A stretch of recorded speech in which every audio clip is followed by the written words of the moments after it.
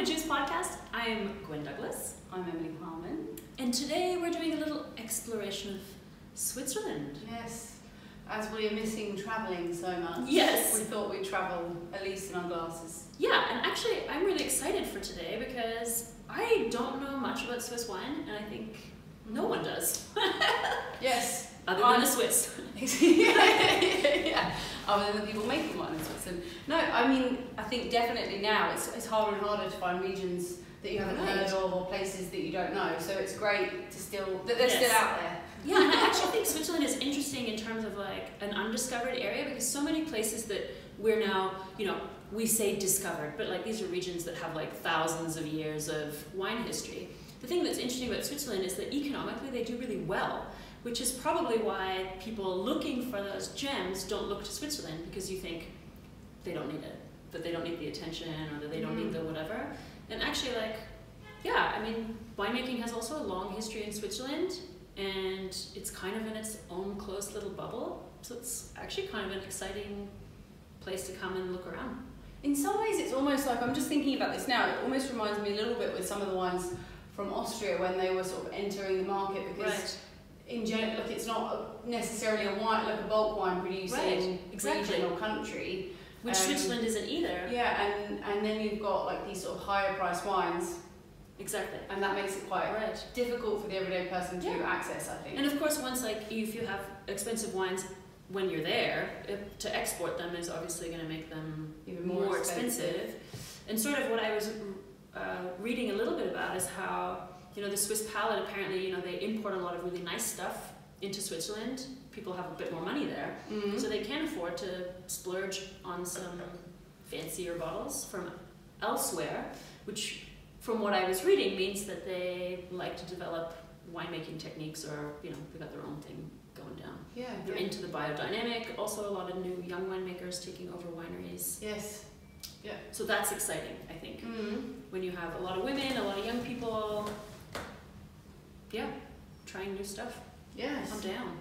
So we've got a selection of wine. I mean, there was we've got quite a few, so we're going to just kind of taste along and try to not get too drunk, Yeah, exactly. And most of the wines, actually, Gwen, you chose today, and some of them were sent to you, right? Yes, so some of these are gifts, because I do work in Switzerland sometimes, in Zurich, and most recently in Lausanne Montreux, for a tattoo convention. And so one of them was a gift. The red over here, the Klus 177, was a gift from a client who's from Bern. He always brings me great wine. I actually think he bought me a magnum of the Lugana that I brought for your birthday. Oh, nice, yes. So he always picks nice things.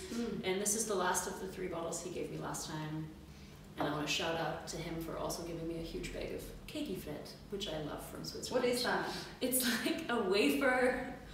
I should have brought some. I'll give you some. I've got a huge stash because of him. It's like a wafer chocolate bar. But you can't really get it. You can sometimes get it here in Germany, like at Christmas or on special occasions. But it's just like a wafery chocolate, crispy, light, delicious. Caramel in there? No. Okay. But it's so delicious. And you can get them in little things that you put by the side of coffee. But I'm all about the Flight. So he brings me wine and Flight. And then sounds like a great guy. He is fabulous. He is a really nice guy, a veterinarian. And then the other 2 are from the Vin de Lausanne, which is the Chassela, and there's another one over there, red. Yes. That were gifts from my friend Enrico, who is the winemaker. So he made these 2 wines. Cool. Yeah, when he saw that I posted looking to see where I could buy wines in Berlin, he was like, I'll just send you some. Which was really nice, because then I get to try some stuff that we possibly can't buy here. And I met him while traveling. So sad we can't travel. I met him traveling in Venice a few years ago. Just met on a street corner. My friend Francesca and I drinking some Prosecco and eating cicetta, and he just came over and introduced himself, bought a bottle, pulled up a piece of sidewalk, and we've been friends ever since. So yeah, nice, really nice. So I'm excited to try his new wines. Nice. And then I bought a bottle of Markus Ruch Pinot as well. And then you also organised Mythopia from More Natural Wine. Yes, 2 bottles from More Natural Wine. I also got the Chassela de la, and then the Pinot Mythopia. Right. More natural, So we've already pre-poured our 2 whites. So you don't have to hear the... Yes, in the right glass, we've got the Chassela de la from Julien Guillon. Say to that? Julien Guillon. Oh yeah, I'd say Guillon. Yeah, 2019. And it's interesting because it also says Method Agricole de Rudolf Steiner as well. So I'm assuming that they're working biodynamically. I actually think nearly everything we have is biodynamic today. Yes. I think the one I bought is. Yeah, I think all of them. I know that the Vin de Lausanne are, and I would assume if More Natural is selling these 2, they would be. So yeah. And then so that's in the first glass. So maybe we'll start with that. Right. So this is one of the. I'm really excited actually that we have 2 Chasselas to try. Although I think they're from similar regions. Can't remember. Wrote it all down. Interesting. I mean, I don't drink a lot of Chasselas actually, to be honest. Yeah, me neither. Yeah. But I think it's one of these, like, from my small amount of research and from the small part that I absorbed, that Chassela is sort of their drinky wine. Like the wine you go to for drinking. Everyday drinking. That it's like neutral from what I was reading. I mean, it has a smell that makes you want to sort of... This one smells a little bit like a beer to me. You know what it smells like? It smells a little bit like the Müller Thurgau from Schmidt. Yeah, a little bit, yeah. But less aromatic. You're less aromatic, but that same like a little hay. Or yeah, I was thinking like almost like chamomile actually. Yeah, actually that's it's giving me like summer fields. Yeah. Yes. Nice. Yeah, dried grass. There's a herbal edge to it totally. too. I can totally see this being like a great picnic wine already just by the smell. And there's like a little beery edge to it for me. Yeah, totally. It's like beer foam. Yes. Like when you've finished a glass of beer and you smell the glassware. Yes, like or a beer spittoon at a beer festival maybe. Is anybody using those? I just love the word spittoon. It's such a like cartoon word. Spittoon. Yeah, because also the sound of you spitting into the bucket would also, like it's a bit onomatopoeia, isn't it? Spittoon. Spittoon. I think it's quite savoury in the mouth too, actually. Should be spitting. I didn't really eat enough today, but I mean, we never usually use a spittoon. I don't know why I'm using it today. I should. We've got 6 wines. Yeah. She's being more clever than I am. Yeah. Nice. I mean, it's got nice high acidity, quite fresh. There's a little bit of residual sugar there, or something. I also would be curious to try it after it's been sitting for a bit. I was thinking it could go mousy. I'm curious to see what happens. Yeah. I'm assuming there's no sulfur there. Also, it's not as cold as I would probably like to. I would probably serve it a little colder than I've got it here. But I would say I'm not sure if it would keep if it was open for multiple days. Oh, I don't think this would be one, not. or it would maybe go a bit green or something. Yeah, maybe it's. But I don't think you would open this and keep it. No, just drink it. Yeah, I think it's like you'd probably just smash it on the balcony or in the grass. Hot day by the lake. Yeah, I think it's kind of a nice, easygoing.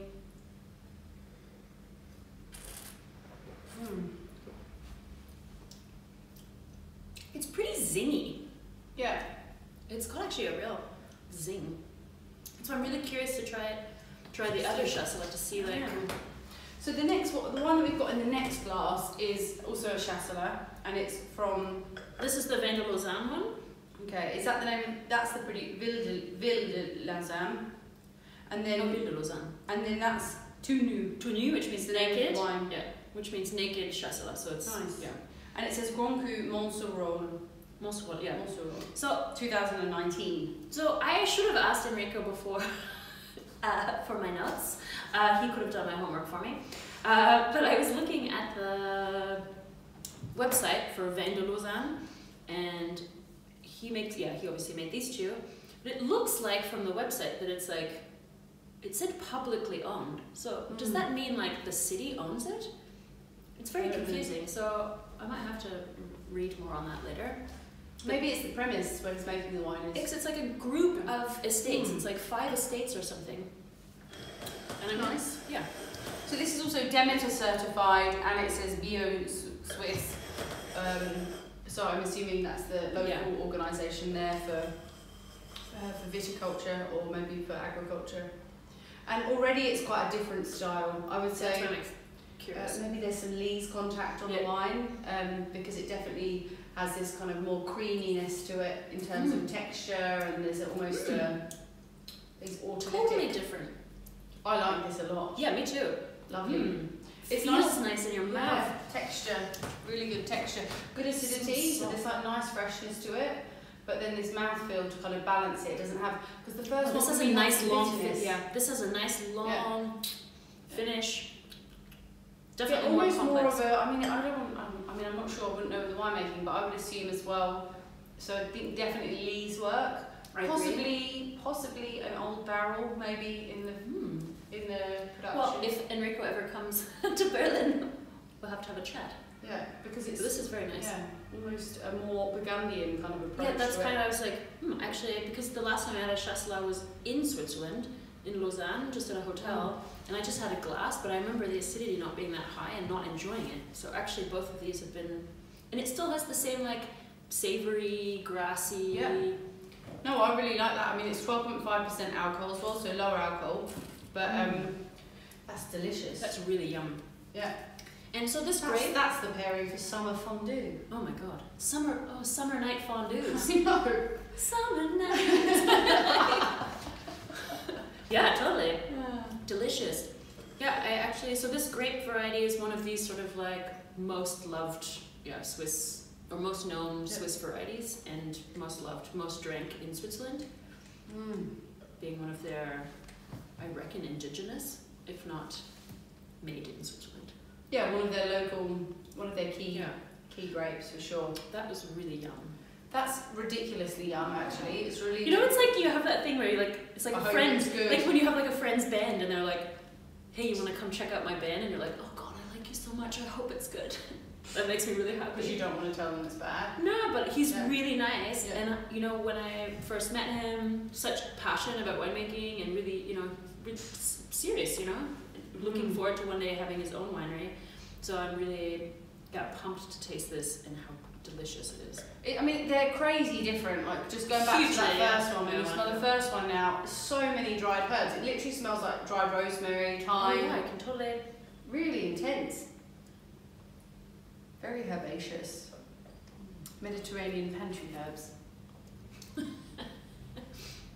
Traveling all over. I guess like this one is more like, I would say this one would be more for like the lovers of really like natty wines. Things that are a bit more of a challenge. Yeah, a little odd, a little quirky. Because it's definitely has like, for me, the acidity is a little abrasive maybe for my taste. Yeah. Because I'm getting sensitive in my old age. But actually, I think on the right day, I would totally smash it. Because that beer quality on a hot summer day, sometimes you get that like, that bitter finish, like having a Hoegaarden like beer, like a light beer that gives you that little. Yes. So for me, might be a time and place. The first Chassela, the Chassela de la, that for me is too astringent. Yeah, that's what I just said. It's too acidic for me. It's too astringent, and I also think there's this natty edge to it where I just feel like it just lacks a little bit of purity and a little bit of balance actually. And I agree actually. Yeah, and there's something there where there's this edge of sweetness, just to be really specific. There's a sweetness there which I think has the potential for this wine to spoil when open too long. I wonder if that sweetness is also giving it, like in combination with the bitterness, giving it that beer feeling. Because with the mouthfeel. Like when I said about smelling the empty glass of beer, you get that like fermented sugar kind of smell. Yeah, and I think you're right. It does. It feels like an unfinished ferment. So interesting. I mean, I don't know if it is, but like that, the fermentation smells that you're smelling as beer smells. So yeah, it makes sense. So maybe that's, actually, that could be a really great push for people that are really into beer drinking, because I know a lot of people that are super into like Belgian style beers have been getting more into natural wines, and actually this is the kind of wine that I would maybe serve to someone who's like bridging the gap, like moving their way over to wine. This could be interesting for a beer drinker. Yes. Yeah. So sometimes it's like not our taste and not for the minute, but I think could be well placed for someone else in the right moment. Yeah, 100%. Yeah, exactly. And I don't think, I would drink that if it was put on the table. I would. 100%, yeah. It's just not as complex as the other one. Yeah, and just for me not enjoyable in that same way. But I actually am really excited that we got to try two totally different Chasselas, because when I was reading about it, I have to drink one of these. Hey? Oh, what a problem to have. When you were reading about Chassela, oh yeah, when I was reading about Chassela, that, you know, I was imagining that it would be like the Mully tea of Switzerland, like a sort of nondescript. They sort of described it as a like drinky. for me, it's, I mean, like, I think more kind of neutral in that, no? I mean, I kind of think, yeah, it's neutral, but it definitely has some character if it's vinified in a particular way. Because I think, like, to bring out the creamy, grassy, I think there are things that can be played with. Yeah, I mean, it'd be interesting to try some with a little bit of skin contact. Actually. Yeah, actually, and I think Enrico actually makes some. Excellent. Hiding behind it. It's like we're gonna like go to battle. We each have like I know. We should do. Well, we've never done a wine battle. Wine battle. Is the Mythopia in that order for a reason, or? Nay. Okay. Nay. I burped and said nay at the same time. Okay. Because I think it could be good to put. So we were also like, when we were picking stuff, I mean, we picked or were gifted stuff, but then we were looking, there are 6 wine regions. Wow, look at the colour. Yeah, that's, I think, well, we'll see. It's concerning, that colour, but let's see what happens. Could have been poorly stored. Yeah. Do you want to grab an extra glass? Let me see. So, yeah, so we've got... Oh, I thought it was actually the Klus, that's why I was like, oh, maybe that's poorly stored because I stored it, but it's not. No. You can smell there's quite vegetable, isn't it, coming out of the glass? Yeah, the colour is very brown side. So we have moved on to red wine now, and we've got 4 red wines, and the next 2 are Pinot Noirs. Actually, I think the next 3 will be Pinot Noirs. No, the one at the end is not Pinot.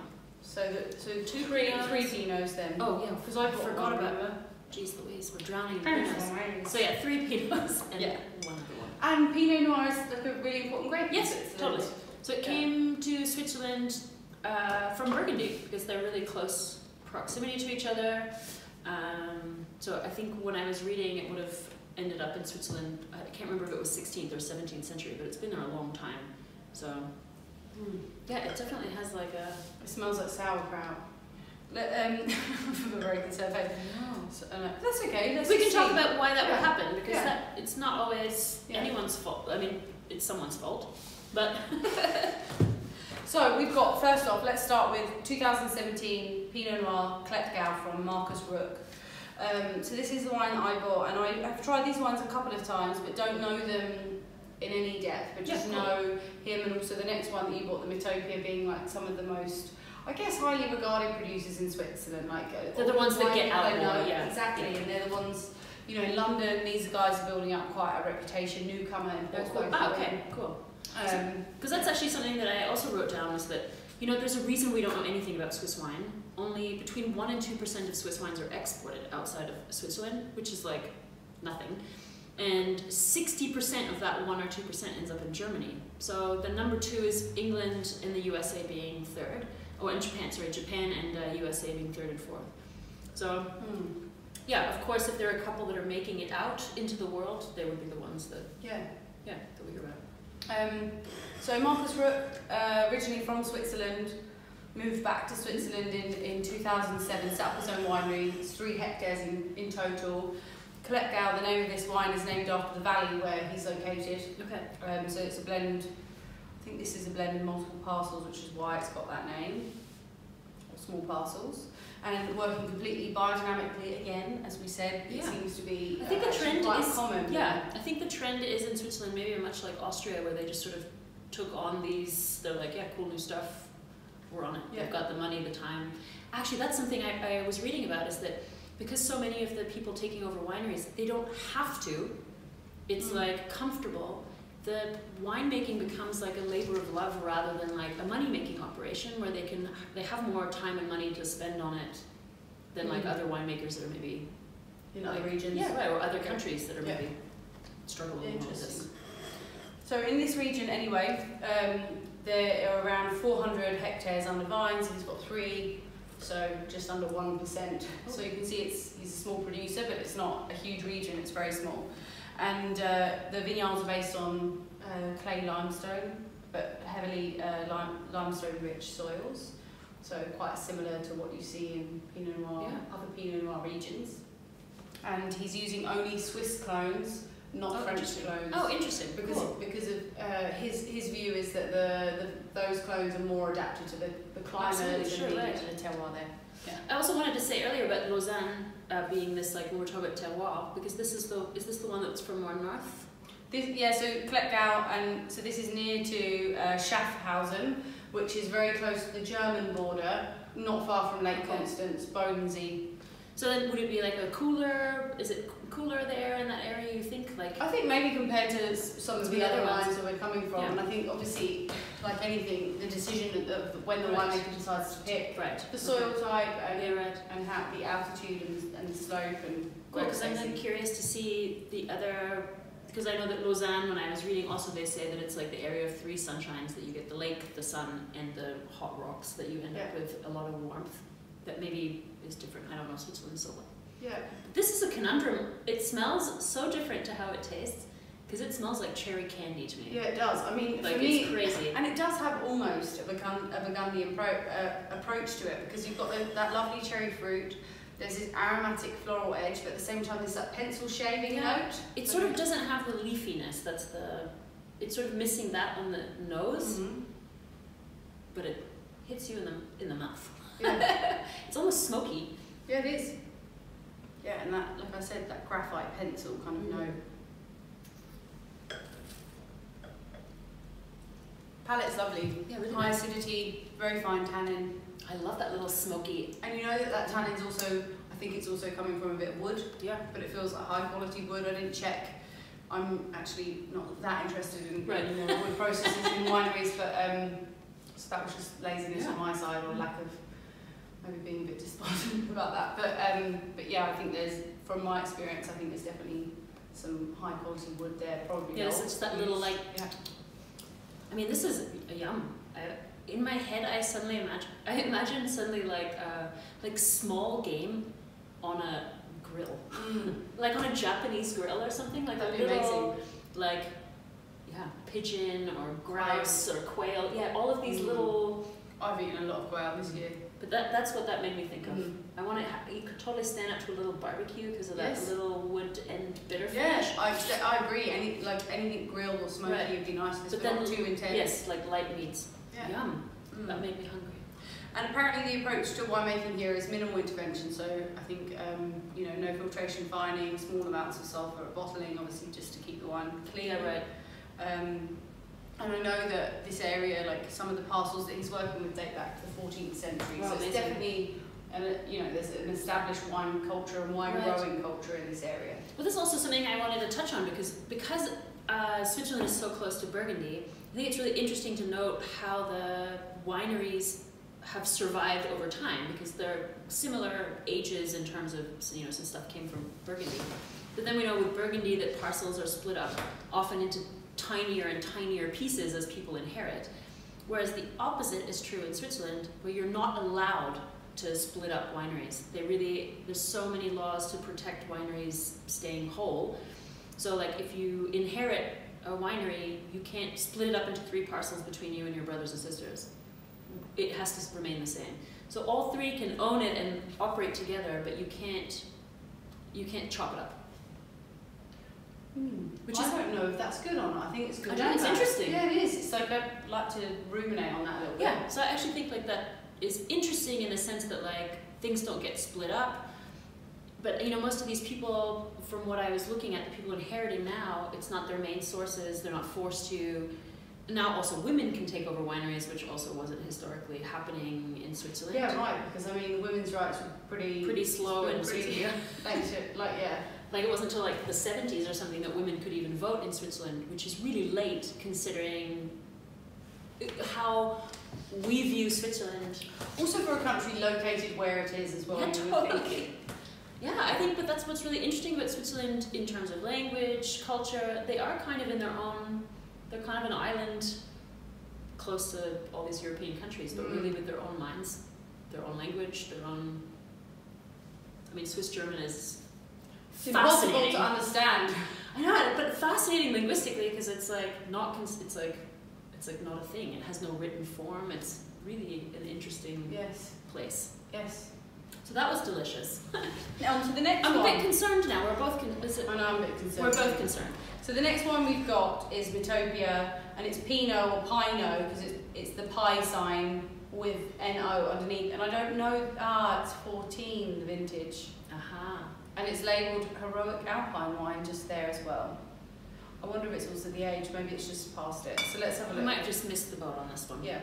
So it's 14. The colour's really like on the verging on. Yeah, I mean brown. it is. It's very brown. It's I would say garnet. Yes. I'm like it's very brown. It has got a bricky colour for sure. That's the nice way to say brown. And when you do pour it, I mean I actually kind of like the smell of sauerkraut, but I don't like it in wine. But it's very dominating. Yes, it's very dominating. There is definitely a vegetal edge to it, and I don't know because I haven't tried this vintage of this wine very much. Whether it differs so much from the original style.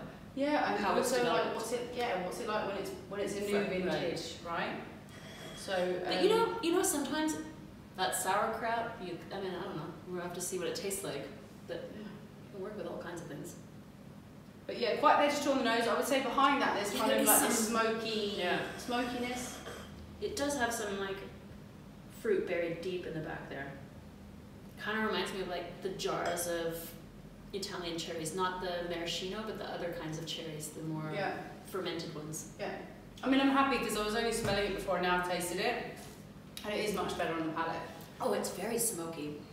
Big smokiness, yeah. These guys are also organic. The soils are different here. Calcareous schist. And Pinot Noir is 70% of what they produce as well. Did you get any extra info on Mythopia that you wanted to talk about? Or? I know that the winery was set up in 2004.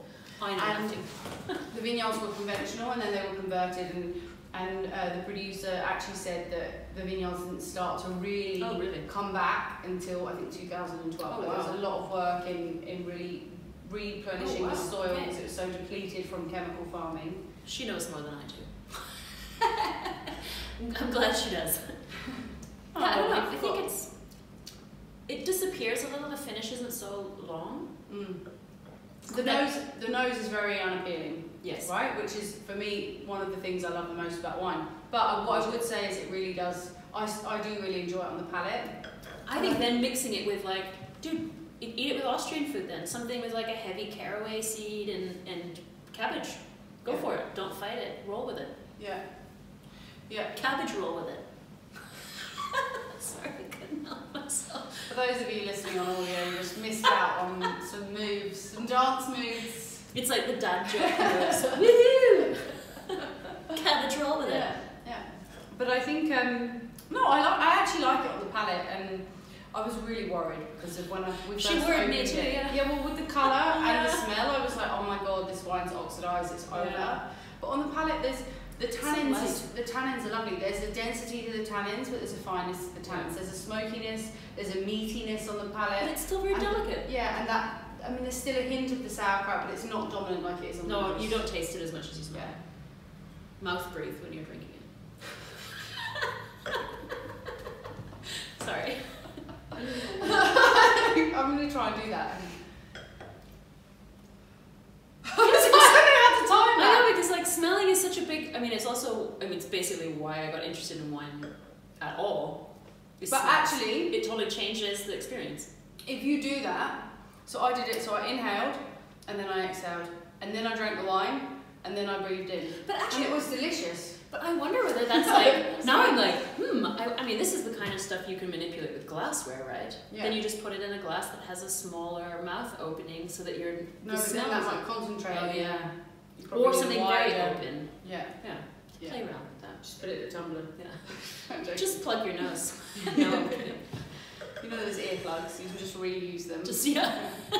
But actually, put your swimmer's nose on. No, but if you do try again in the way that you said, consciously, I'm really aware of it. The thing that's really funny is like the cabbage smell is kind of interesting because, you know, sometimes like we have that initial thought, but you can like change your perception of what the cabbage is.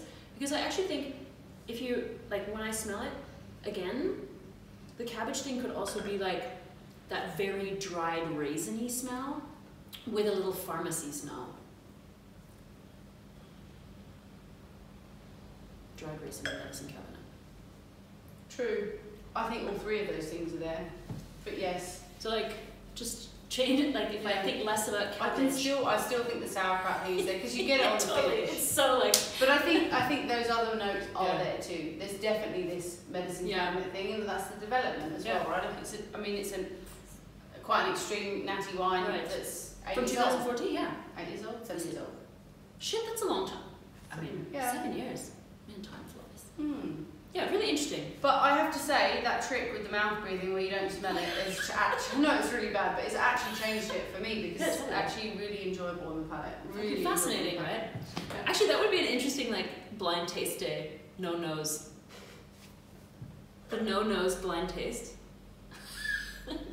I imagine like I'm always choking on food and drink at home. That would be the episode I would choke, for sure. I think as well because when you're not smelling it, especially if you hold your nose, because you know there's this test that they do. So when I mean they, I mean the man. There's a test that you can do. The man, the they, him, man, one. But so if you hold your nose and then you put something in your mouth, food or drink, and then you food or drink, specific. Put it in your mouth and then do this, and then let's say it's wine, swirl it around, and then you let go and breathe out of the nose. You get this like hit of like how you taste, because you know very interesting, the olfactory response. So like getting a more heightened olfactory response because you've got that difference between not having it to having it. Yeah, it's like the contrast becomes much and that's greater. quite interesting to do that with that wine. Yeah, I mean I would buy it again, mostly because it's kind of interesting, and I would be curious to see what other vintages taste like, because we've kind of gone like way to the back into the archives rather than maybe tasting this one a bit fresher. Yeah. So one to revisit. Definitely. Oh, burp. Excuse me. That was quite a dramatic kind of chest movement then, wasn't it? I'm gonna try the one again. I mean, it's an interesting wine. It's like growing on me actually. Yeah, because it's funny, there is like almost a touch of oxidation, because there is a faint nuttiness, but the structure of the wine and the intensity of the wine is still very much there. Yeah, it totally has, and now I'm like getting more medicine cabinet, Band-Aid. Yeah, maybe there's a bit of Brett there. But I think it could be the... I think there is a tiny bit. Yeah. It has a bit of that like... Germaline. Yeah. But I think, no, I actually...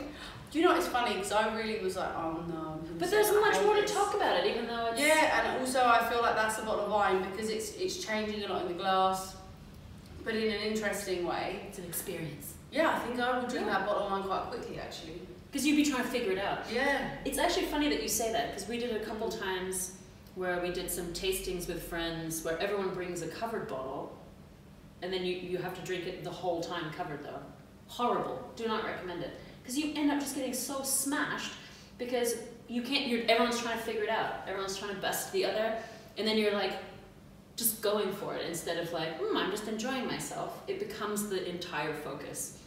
Very stressful. My 28th birthday was like that. Oh, God. I think we were 16 people having dinner. This is when you could be 16 people having dinner. Oh, and then we all bought wines, but we did them all blind.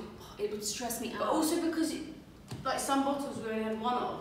So you literally had like, everyone bought like at least 2 bottles. Oh shit. So you had like sometimes literally this much. You'd just be like, well no, you just shot it because you'd have like just a taste, and then you'd be like, next wine please. So we were just, so drunk by the end of it, but it was amazing. Yeah, because when it's just a little sip, you're like, it's just a sip. You put the whole thing in your mouth rather than... Whole thing in your mouth, yeah. This episode is going to be called Freudian Slips. The innuendo episode. Yeah, very interesting, both of these. It's funny to go back to the other one now after. I mean, the other one seems like super fruity now, doesn't it? I know, it's like, funny. So actually, really, it shows often when we go back and try things that the order is really important. Context is everything. Yes. For everything. Actually, it's funny, because what was it? It's not the that I just had a stroke. It's not Briggs Myers. It's the other one that's like the... Anyway, context is my #1 superpower, apparently. Really? It's apparently very important in my understanding of the world around me. Context. Yeah, but I think that's vital because context is everything. It's like I was saying this as well in terms of like every time there's a situation, like even like intention, the context of it, everything changes behind it. Like you can actually, there's no, because there is no one truth. Exactly. There's only context. Exactly. Because depending on where you're standing, there's looking at the truths. truth, exactly. There's no one truth. Yeah.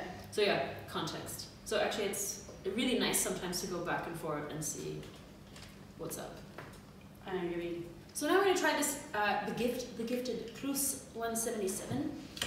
And when I was Googling, as we do before an episode, this one, in some areas it says Baselland AOC, and then other places say it's like basically Jura, Switzerland. So I don't know what's right.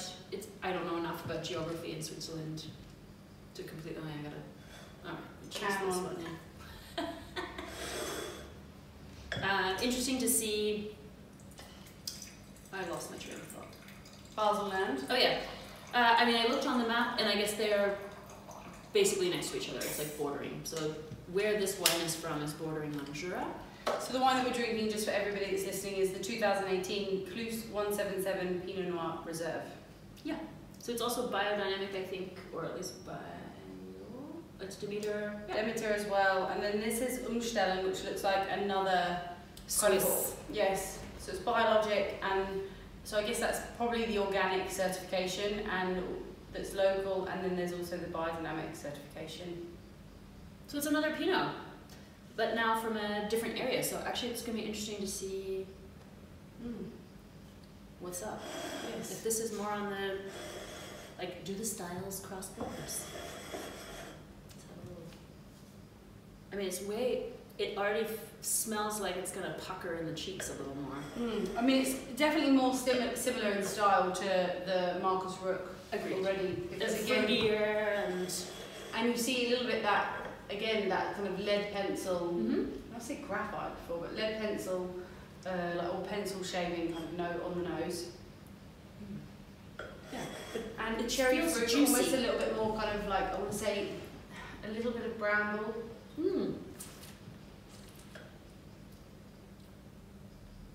This is one that kind of tastes like how it smells. Nice on the palate, definitely more brambly on the palate. Almost raspberry. But I actually think the pencil shavings also carries over to there's a little wood, a little bit more fruitiness in the Ruch. Agreed. A little bit more ripeness, but nice. But also still like zingy and... Yeah. There's kind of like a clarity to the fruit. Yeah. Like it feels more defined in some ways. I agree. But a little bit, I think, I wish I'd tried the wines before, because actually I would have served that before the Mythopia. Right. Because I think after that Mythopia where there's a lot of intensity on the palate, this feels a bit more simple. But it might take us somewhere, it might help for the next one, because we didn't know, it's sort of hard to tell how to put them in order. Yeah. Also with the aging, we've got things that might work in that order if they weren't aged so much, or we don't know. And also the grape on the end I've never had before. No. Because it's a hybrid from Switzerland. So who knows? This is quite delicious. Info on this? Klus. I mean, all I had basically was. Do we have a clue on this? No, basically I just googled where it was because we had a lot to contend with today. Yeah. But yeah, so another. I think in the same thing where they also just vibing. This seems to be the Swiss vibe. A bit juicy. Yeah, but definitely like more brambly, and there's like a herbal element to this wine that wasn't in the others. And almost like a licorice or some kind of spice there as well. Licorice, raspberry bush. It's interesting because drawn by pencil. They're all Pinots, and geographically very close to some very famous French regions. I do feel like they're really having their own thing going on. Like, I don't think you would necessarily confuse these for being Burgundy, for example. No, at all. If any, this one, the Ruch, maybe. Okay. Just because it's. But they do have that. You're right. They have their own. Bit juicy, a bit like. Yeah.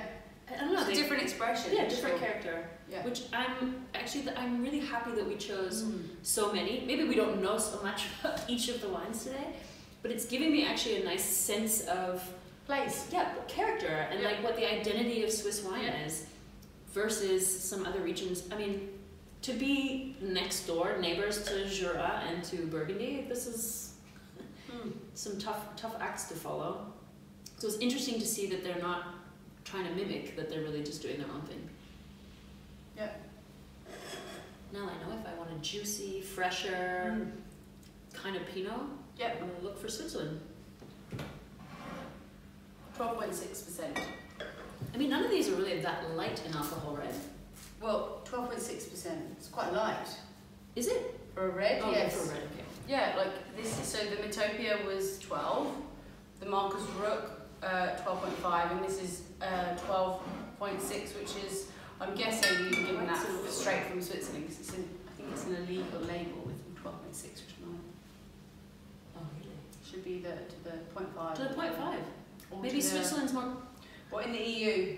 Because I was going to say, I bet you Switzerland's more, because they, all timepieces and whatnot, and time, they're really like, no, we're more exact. Yes. More exactly. Yeah, interesting. Lots to discover, actually. Yeah. I'm actually getting excited about the possibility to go to Switzerland one day. I know, again, because I really enjoy going to Switzerland. Just a few times that I've been. Lovely. Very nice. Yes.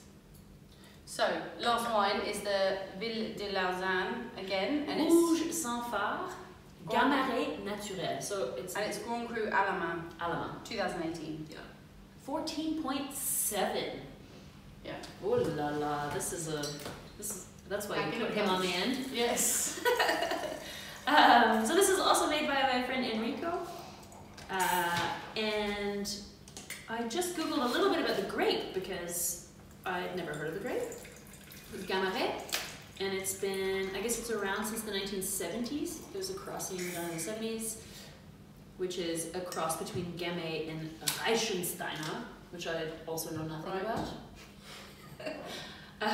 So I'm actually also rolls off the tongue, that one, isn't it? I don't know why there's some German words that make you just want to yell them. Reichensteiner. Too many films where there's German. Too much yelling, I know. It's the way they Hollywood influences us all. It's true. The villains are always German or English. It's true, right? Yeah, and it's always an American. I don't wanna be a hero. That song. Sorry, that song. Every time I hear it, it's the song that if I'm walking badly in heels, or if I see someone else walking badly in heels, it's the song, and I do a troll walk. Because even though Tina Turner has walked in Manolo Blahniks her entire life, she hasn't mastered it. In that, it's a bit of a stompy, or it's just a vibe. Well, maybe it's just. I need another. Oh, it's I don't want to be another hero. The remix. Yeah. So the color on this is, verging on more purpley. This is definitely more purple, black, very dark red. Yes, it is. Quite spicy, lots of baked spices on the nose. There's something also sort of bready about it. Yeah, there's something nutty. I think there could be possibly a touch of oxidation here. Maybe also... And ripeness. It's got a little bit of this kind of sweet almond marzipan kind of note. Totally. Which is oxidation, usually. It's not unpleasant. But when I say oxidation, not as in the wine when the bottle's oxidised, it could be just that there was an amount of oxygen. Can be really subtle, but if you're not working with any sulfur, some red grapes can be used to it. This is very interesting.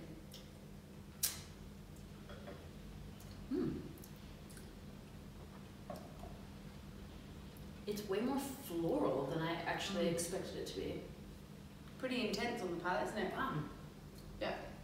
Kind of get these tannins up front, which are puckering, and the alcohol, but then you kind of got this silkiness after. There's something sort of violet about it, Definitely. It was kind of a surprise on the mouth, to be honest. That's why I was like, ooh. Yeah.